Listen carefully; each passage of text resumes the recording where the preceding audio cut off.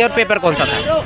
आज 10 मार्च है और असिस्टेंट ऑफिसर सेक्शन ऑफिसर का पेपर था। मैम बहुत सारे बच्चों से मैंने बात की तो कुछ बच्चे बता रहे थे कि बहुत हार्ड था पेपर। मैम आपके क्या क्या आंकती हैं, कैसा इजी था, मॉडरेट था, हार्ड था? रीजनिंग और मैथ्स हार्ड था जी। लेकिन बाकी की जो 2 सब्जेक्ट थे नॉलेज जीए और इंग्लिश और हिंदी बहुत इजी थे।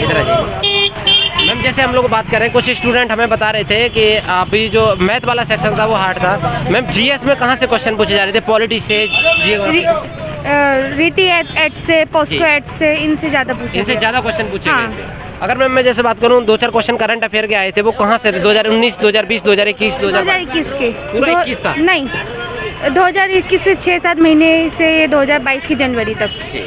मैम जैसे बहुत सारी गर्ल्स आपको देखेंगी तो आप उनके लिए क्या कहना चाहेंगे, क्योंकि एग्जाम अभी 1-2 दिन और चलेगा, वो कहाँ से प्रिपरेशन करें अपनी?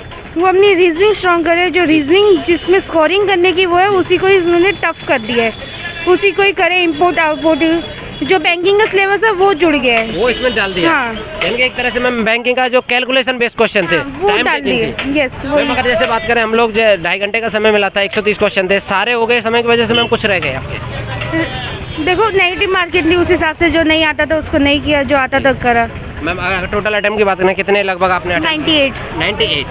आपका मानना क्या है मैम, कितनी प्रेजेंटेशन रही हो, कितने बच्चे 100% आ रहे हैं या 80%, 90%, 70%? कम थे, सुबह के बैच में काफ़ी कम थे, जो ऑलमोस्ट 50% होंगे। जिसमें हॉल में जो मैं बैठी थी वो तो ज़्यादा बच्चे नहीं थे। मैम जैसे मैं कुछ पर्टिकुलर टॉपिक बता के याद दिलाना चाहूँगा, जैसे ब्लड रिलेशन हो जाता है, रक्त संबंध, कोई क्वेश्चन था मैम रक्त संबंध? हाँ 2 थे।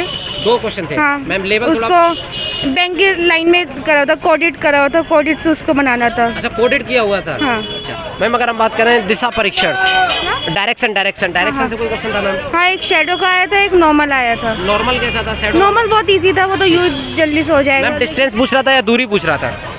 डिस्टेंस है वो दोनों ही पूछा। हाँ। अगर मैं बात करूं जैसे और भी टॉपिक हैं, कोडिंग डिकोडिंग, मैम कितने क्वेश्चन थे लगभग इस टॉपिक से? वही ऑलमोस्ट 3 क्वेश्चन थे, तीनों इजी थे। मैम कैसा था कि प्लेस वैल्यू लिख के निकल रहा था या अपोजिट करके निकल रहा था? प्लेस वैल्यू और टेबल के हिसाब से भी हो रहा था कि सिस्टिंग का टेबल भी चल रहा था उसमें। मैम अगर हम बात करें जैसे एक टॉपिक और है सिटिंग अरेंजमेंट, उसमें क्या लाइन में एरो में बैठा रहा था या सर्किल में? लाइन में। एक क्वेश्चन तो 2 और बहुत सारे क्वेश्चन आए, सर्कल में भी आए, लाइन में भी आए, उसके 2-2 क्वेश्चन, 4-4, मतलब ऑलमोस्ट 5 क्वेश्चन जरूर आए थे। जैसे मैम सर्किल में बैठा रहा था, कितने student? 4 student, 5 student, 6 student? 8 student. हाँ। मैम ये बैंकिंग वाला लेवल बना रहे हैं इस पेपर का।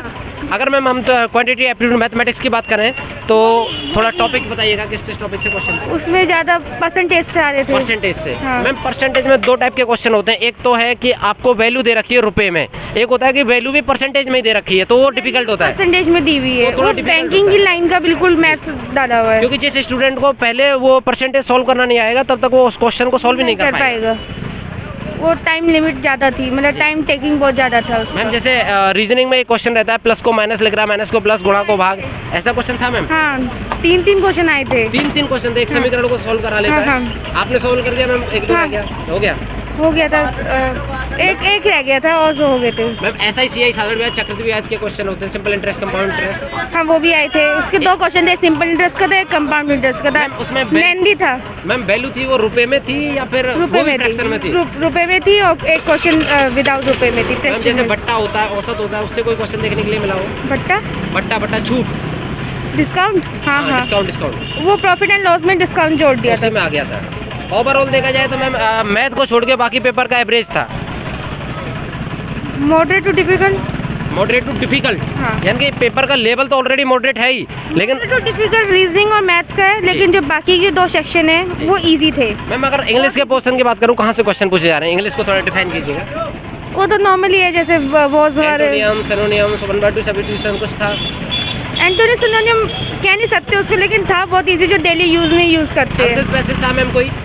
हाँ थे।